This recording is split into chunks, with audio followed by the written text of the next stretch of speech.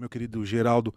Eu queria que você, se for possível, eu queria que você fizesse meio que um checklist dos poderes mediúnicos, ou poderes ou capacidades Que o Chico que o tinha. Chico tinha. Porque todo mundo conhece muito essa coisa da psicografia. E ele tinha todos.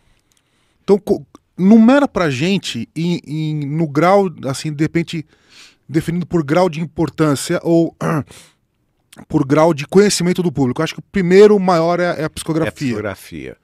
Allan Kardec escreveu um livro que é o primeiro tratado científico sobre a mediunidade, que é o Livro dos Médiuns, que ele explica muito bem isso, a diversidade dos dons mediúnicos, né? Que tem vários tipos de mediunidade. Chico Xavier as tinha todas as mediunidades. Então a mais importante é essa que você citou, que é a psicografia. E mesmo assim, tem 3 tipos de psicografia. Tem uma psicografia, e ele tinha os 3 tipos. Tem a psicografia que é intuitiva, que é mente a mente. O espírito comunicante se conecta com a mente do médium e transmite para a mente, e o médium escreve, não é? Escreve O próprio médium escreve. de forma consciente. De forma consciente, tá. intuitivamente. A outra que é semimecânica, quer dizer, existe esse processo de influenciação diretamente à mente, que é quase como uma enxertia mental. Eu sinto assim, né, no meu caso. Eu também tenho psicografia assim. E você também tem o impulso mecânico do seu braço e da sua mão escrevendo a mensagem.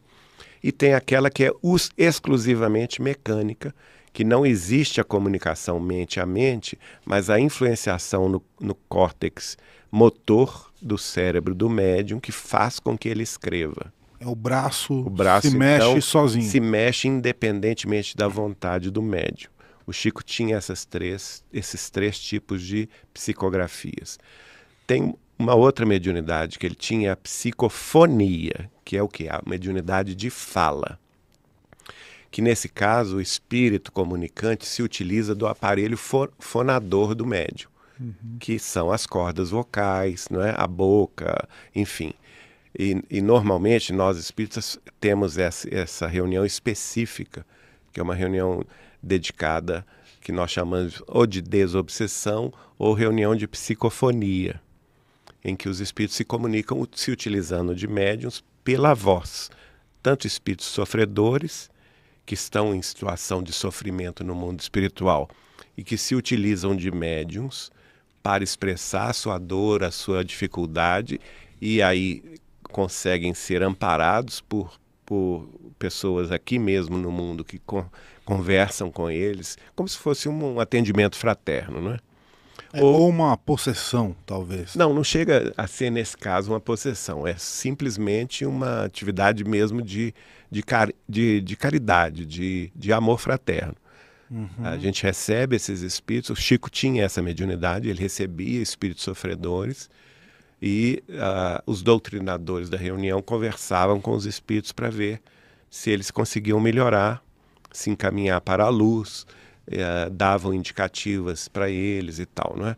E no final dessas reuniões, ele fundou em Pedro Leopoldo um grupo espírita especialmente para isso, chama-se Grupo Espírita Meimei, que era para receber essa reunião de desobsessão, em que ele funcionava como médium de psicofonia, e no final ele recebia os benfeitores espirituais que iam dar então uma instrução elevada. E, curiosamente, alguns pesquisadores resgataram os áudios dessas reuniões. Então já tem aí, você consegue ouvir, tanto no YouTube quanto em DVDs, o Chico recebendo, por exemplo, o espírito de André Luiz, o espírito de Emmanuel e outros espíritos que se manifestavam, poetas, né? Que se manifestavam através dele. Mudava a voz? Mudava a voz, mudava toda a personalidade, você sente. Outro tipo de mediunidade que o Chico tinha, e que a maioria, por exemplo, dos poemas que ele recebeu, de grandes poetas portugueses e brasileiros, desde o início da sua mediunidade, foi através disso. é a mediunidade clarividência, que ele tinha total, ele via os espíritos. Então, os espíritos dos poetas, por exemplo, Castro Alves, Augusto dos Anjos, Antero do Quental, Olavo Bilac, sabe, João de Deus, todos eles se apresentavam para o Chico e falavam com ele: Chico, eu vou declamar. Aí é claro, e a audiência, quer dizer, aí ele unia duas mediunidades, a de vidência e de audição. E então ele próprio, ouvindo o poeta declamar aquelas mensagens, ele escrevia. Então não é psicografia, né? Algumas poesias foram psicografadas, mas a maioria, isso ele próprio me contou, foram recebidas dessa forma. Ele vendo o espírito do poeta declamando a poesia. E tem até um caso engraçado que ele conta no Pinga Fogo. Seria como você falando aqui e eu tô te vendo, eu vou anotando. Você vai anotando o que eu tô falando. Tá, né? Interessante. E ele tem até um caso que ele conta no Pinga Fogo, e o povo ri, que ele estava regando um canteiro de alho. Ele trabalhava na venda do seu Belisário lá em Pedro Leopoldo, né? Ele era responsável pela venda, pelo balcão.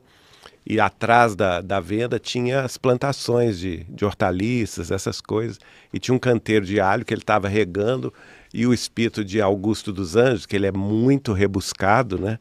Ele se utiliza de palavras muito difíceis, falando para o Chico escrever. E o Chico falou: mas o senhor não está vendo? Eu estou carregando canteiro de alho, eu não tenho condição de receber isso agora.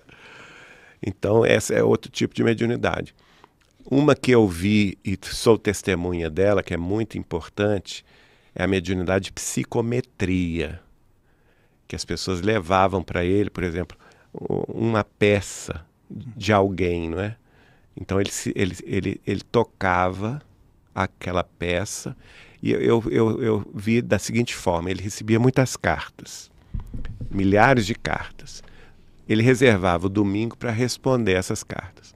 Algumas chegava lá na caixa postal, toda semana ia lá buscar, né? Uma vez por semana.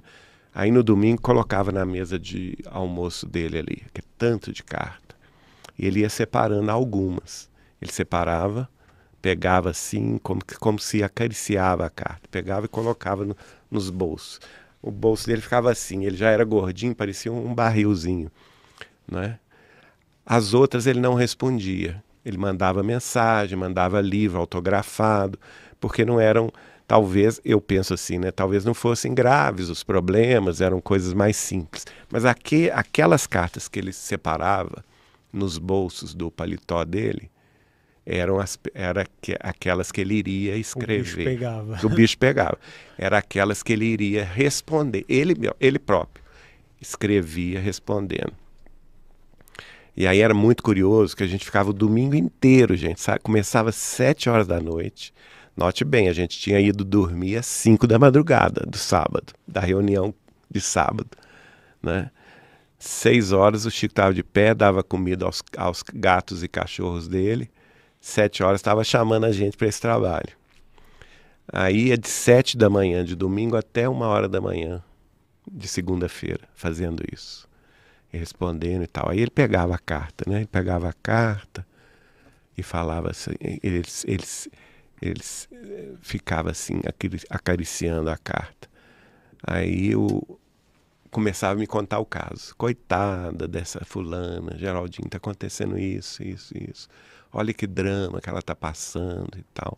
Aí eu falava com ele assim: mas Chico, isso que você tá me contando tá nessa carta que tá na sua mão?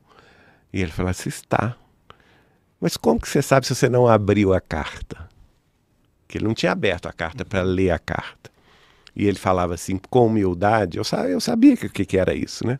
Que é a mediunidade de psicometria.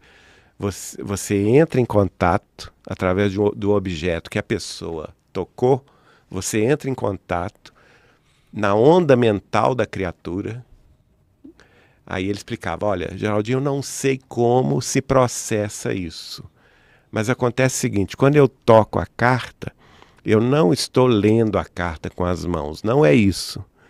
Acontece que eu fico assistindo a dona fulana na casa dela, chorando, Ah, o filho está drogado, tá internado. Ela me contando mentalmente o sofrimento dela. Então eu escuto o pensamento dela. Caramba. Quando ela está me escrevendo. Por isso é que eu já sei, por isso que eu não preciso abrir. Eu já sei. Essa é a mediunidade de psicometria. Você tem essa aí também? Essa eu não tenho. Que pena que eu já ia falar justamente pra você. A origem disso aqui, que a gente recebeu isso aqui, ó.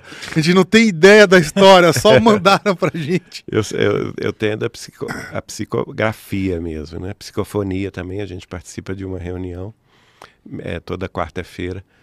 Bom, mas voltando ao Chico, além disso, tem a mediunidade de materialização, que é efeitos físicos.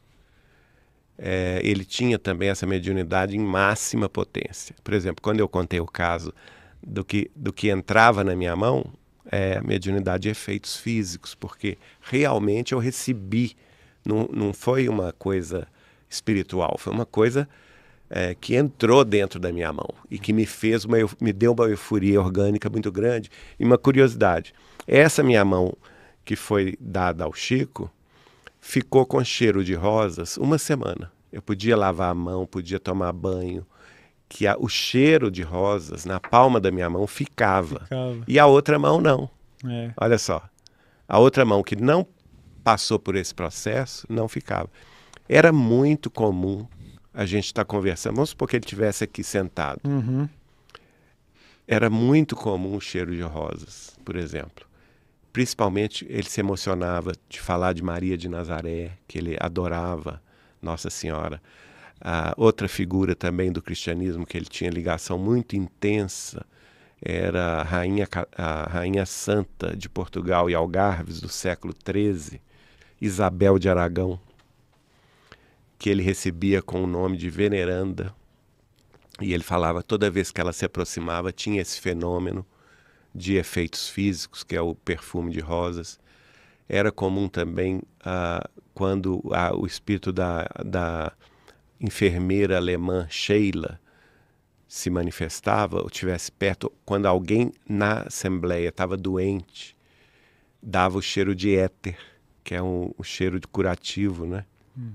E ele fluidificava as águas. A gente levava água mineral fechada, que a gente tinha comprado na farmácia ou numa drogaria, ou no supermercado, levava fechado, colocava em cima da geladeira. Eu já sabia, não precisava nem pedir para o Chico fluidificar.